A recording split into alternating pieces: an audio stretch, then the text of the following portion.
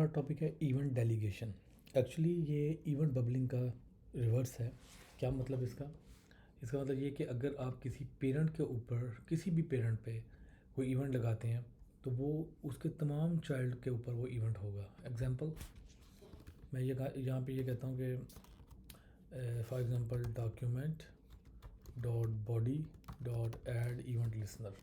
हम बॉडी पे event listener लगाते हैं and we say that click comma कोई भी यहाँ पे हम एक फंक्शन लिख देते हैं। सपोज़ मैं यहाँ पे एक न्यू फंक्शन बनाता हूँ डिलीट आइटम का, लेट्स से।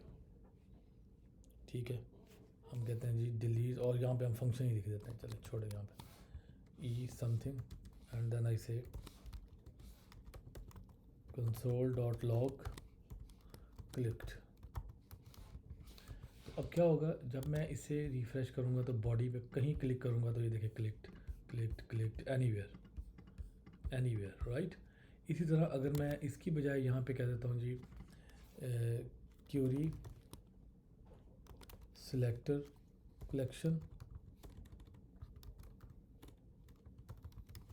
तो ये अब किसके ऊपर लगा इवेंट? ये इस यूएल पे लगा इवेंट कलेक्शन। तो इसका मतलब मैं यूएल पे कहीं भी इस यूएल के अंदर किसी भी जगह क्लिक करूँगा तो ये इवेंट कॉल होगा। ठीक है, हमने क्या हमारी हमारी रिक्वायरमेंट ये है कि हम जो है इस बटन को क्लिक करें यहाँ पे, तो फिर हमारा ये इवेंट कॉल हो। ठीक है, ताकि हम इसको कैप्चर करने के बाद डिलीशन कर सकें। ये कब हम करते हैं इवेंट डेलीगेशन? इवेंट डेलीगेशन तब करते हैं जब हमारे पास डायनामिक कंपोनेंट्स, यानी कि हम पेज लोड कर रहे हैं और पेज रिफ़्रेश होने के बाद यहाँ पे ये लिस्ट जो है ना डायनेमिकली आ रही है, तो हर लिस्ट के ऊपर हमने वो क्लिक इवेंट लगाना है डिलीशन के लिए। तो इस तरह अगर काम करना हो तो हम ये काम करते हैं। तो लेट कुछ इसको थोड़ा ट्राई करते हैं। अब इसमें हम ये करते हैं, कौन कौन सी क्या क्या हमारे पास पॉसिबिलिटी है उसको हम देखते हैं। एक पॉसिबिलिटी ये है कि हमने ये देखा कि अगर ये जो है इस पर क्लिक करना हमने, ये या तो ये क्लिक हो आइकन या ये क्लिक हो। हम इस आइकन को चेक कर लेते हैं कि इस आइकन पे क्लिक हो तो हमारे पास क्या है। यानी अगर क्लिक हो आई जिसके अंदर ये और फॉर रिमूव, तो वो किस तरह हम करेंगे? हम ये करेंगे कि ये डेलीगेट करने जा रहा हूँ ना, हमने इस तरह नहीं कर, हमें यहाँ पे इफ़ कंडीशन लगाएंगे। हम कहते हैं इफ़ ई डॉट टारगेट जिसे भी क्लिक हुआ है dot e dot target dot class name, e dot target dot class name is equals to this one.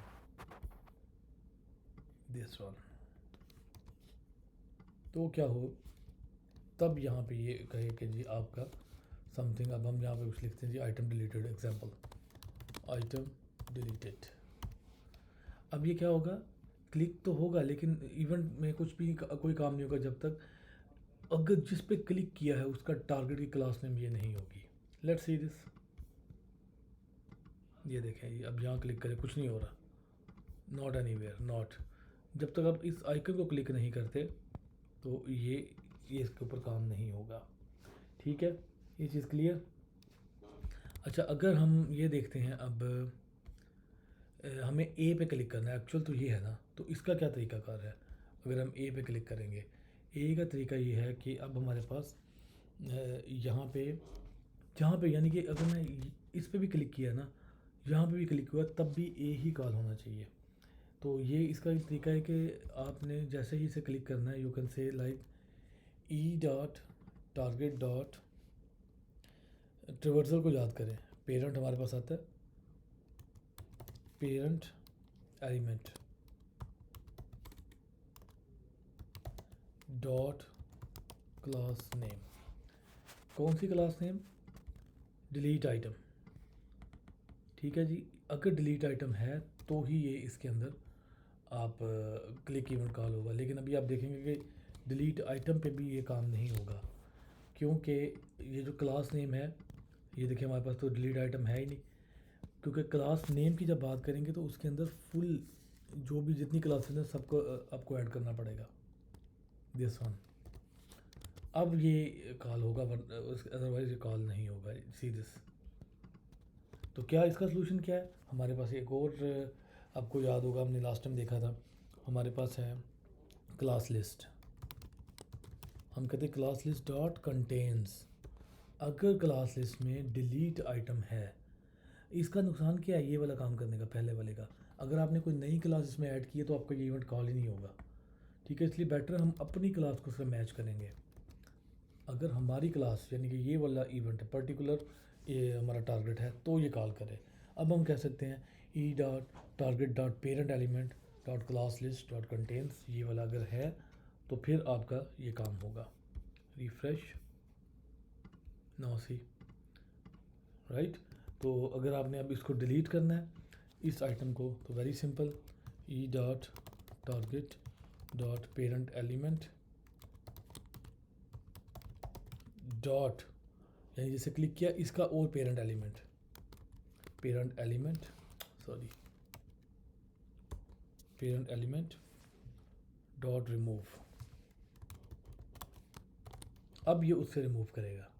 ठीक है, कैसे होगा? आपने ये क्लिक किया पेरेंट एलिमेंट, इसे ये क्लिक हुआ डॉट पेरेंट एलिमेंट, और इसे रिमूव कर दें इस एलिमेंट को। ठीक है, parent element dot parent element, तो ये एल आई पूरे का पूरा रिमूव हो जाएगा। ठीक है जी, ये रिमूव। तो ये किस तरह हो रहा है? ये सारा इवेंट डेलीगेशन के थ्रू ये काम हो रहा है।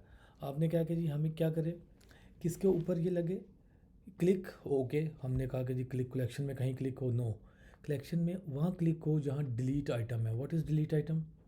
This is delete item.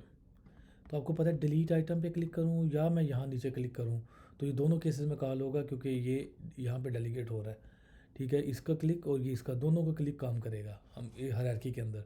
यहाँ कहीं क्लिक होगा तो क्या करेगा, इसके पेरेंट एलिमेंट जहाँ क्लिक हुआ है इसका पेरेंट एलिमेंट डॉट रिमूव, तो उसको वो रिमूव कर देगा। क्लिक वहाँ हुआ है उसके पेरेंट एलिमेंट को जाके रिमूव करें, then we can say yes it is item has been remove. तो ये क्या कहलाती है? इवेंट डेलीगेशन कहलाती है। आप डेलीगेट कर देते हैं अपने पर्टिकुलर टारगेट को। और इसका बेनिफिट ये है कि अब अगर आपने भी रो ऐड की होगी ना, यहाँ पे एक new L I B add करेंगे डायनेमिकली, उसके ऊपर भी ये इम्प्लीमेंट हो जाएगा। ठीक है, क्योंकि हमने एक्चुअल किसके ऊपर लगाया है, इस क्लास के ऊपर, जो भी हमारी एक डिलीट आइटम क्लास है। तो इसी तरह आप इसके अंदर डाटा पास कर सकते हैं, ताकि अब इसको डाटाबेस से भी रिमूव करना होगा। नेक्स्ट में हम जब एपीआई कॉल करेंगे तो वो टेक्निक हम नेक्स्ट में जाके देखेंगे। तो ये हमारा था इवेंट डेलीगेशन का टॉपिक।